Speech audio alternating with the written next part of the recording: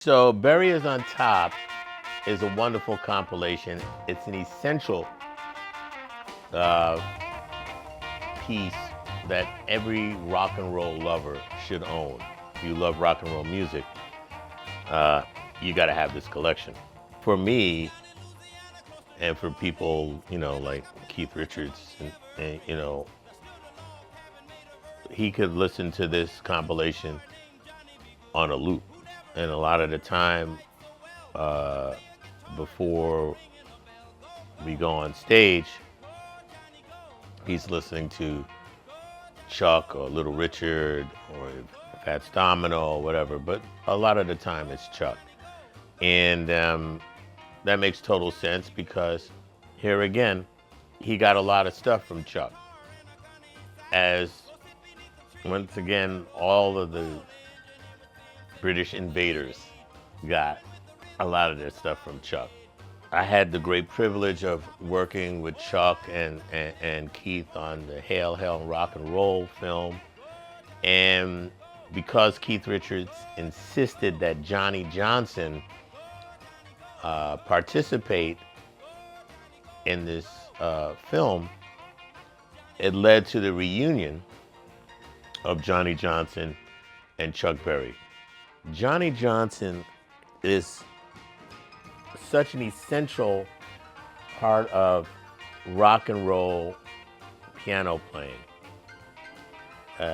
Johnny had a trio, and Chuck joined the group and actually ended up taking over the group. But a lot of the stuff that was written came out of Johnny Johnson's piano playing. And so you have Lafayette leaks. You also have Otis Spann. But it's Johnny Johnson who really, really was the key catalyst for the Chuck Berry kind of growth as far as these rock and roll classics go. So here again you have Willie Dixon on bass, Fred Below on drums, and Johnny Johnson. That's your trio in the tracking up in Chicago at 2120. And that's really it. Now, Chuck has said that his inspirations were three guitar players: the great Charlie Christian, who is the godfather of jazz guitar playing, Muddy Waters, and T-Bone Walker. Right. So you have this trifecta of greatness coming from different angles, and he combined those styles and came up with his own style. But as we know about Chuck, he was very astute. So he heard something in each of these geniuses that he said, I have to have some of this, I have to have some of that, and I have to have some of this. And he couldn't have taken from three better musicians. So now you have the genius of Johnny Johnson, who basically, combined stride piano playing, but he had some other leanings as well. He had some sophistication, almost like Earl Garner type piano playing as well.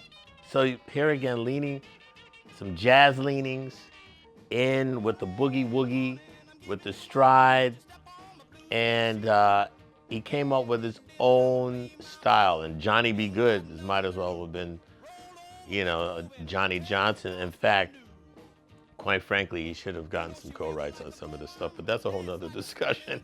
As soon as they started playing together, again for the first time in God knows how, 30 years or something, whatever, they picked up right where they left off. It was magical to see the two of them interact, and they were meant for each other. There was nobody that could follow Chuck better than Johnny Johnson. You have that as the basis, as a key component of rock and roll music. And then you have on this compilation, you have Jerome Green playing maracas. Jerome was the guy, the maraca player who played on all that Bo Diddley stuff. And if you know Bo Diddley and you know that music, you know how important Jerome's sound, those maracas, are to these chess records. Anytime that you needed the real maraca player, you had Jerome playing on this chess stuff. Interesting thing about Jerome, when the Stones were touring with Bo Diddley and Chuck back in the day, Jerome gave Mick Jagger a couple of maraca lessons. We know how important the maracas are to records like Jumpin' Jack Flash and Street Fighting Man and all that stuff. If not for Jerome, you don't have the maracas on these Stones records, which are very important. You know, when you go to the chorus, it's not a ride cymbal or whatever, it's the maracas. In addition to that, you have the Moonglows singing some backgrounds on some of this stuff. Okay, why is that important? Well, besides the fact that they were a great doo-wop group and ended up being a great R&B singing group, you have Harvey Fuqua, the leader, who not only was a great singer, but the uncle of Marvin Gaye, okay? Harvey ends up being like this great A&R person for Motown and brings Marvin to Motown.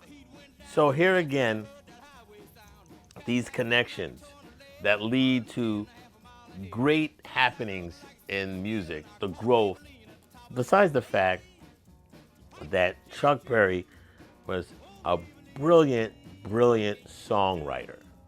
These songs are absolutely, they're astounding. The lyrics are absolutely fantastic. And you have people like Bob Dylan listening to how Chuck Berry is constructing these lyrics and the cadence of these things. So therefore, just another example of great songwriting.